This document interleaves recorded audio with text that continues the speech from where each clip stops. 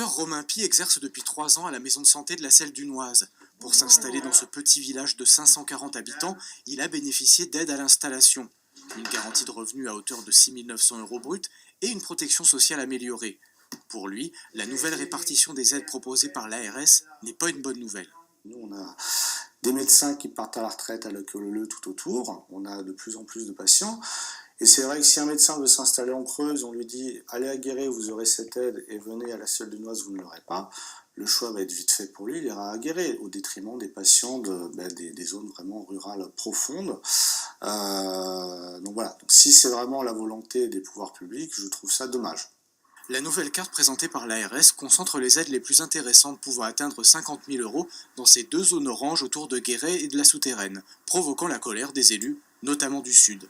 Maintenant, on apprend que ce n'est pas une zone en tension médicale au Buisson et donc il n'est pas nécessaire d'aider des jeunes médecins pour qu'ils viennent s'installer. Par contre, il faut absolument le faire à la Souterraine et à Guéret. Mais de qui se moque-t-on? On veut vraiment abandonner cette partie du territoire creusois. Une lettre rédigée par le député et signée par des élus de toute tendance politique a donc été adressée au patron de l'ARS. Il faut aussi que l'ARS nous propose quelque chose qui soit acceptable. C'est pas quelque chose qui coûtera de l'argent parce que cette surprime elle est de 50 000 € par installation. On va pas avoir 10 médecins, je le souhaite, hein, mais malheureusement je pense que ce sera pas possible 10 médecins qui s'installeront. Donc voilà, pourquoi se priver éventuellement d'une installation sur ces territoires? C'est 50 000 € une fois. Franchement, c'est pas par rapport au budget de l'assurance maladie, c'est rien du tout. Malgré cela, l'agence régionale de santé persiste et signe.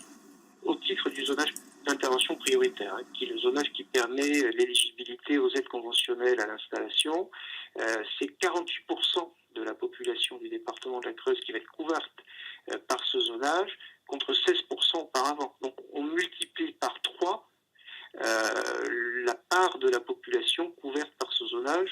Le projet de zonage doit être définitivement bouclé à la fin du mois. La marge de négociation des élus creusois sur ce dossier va donc être très mince.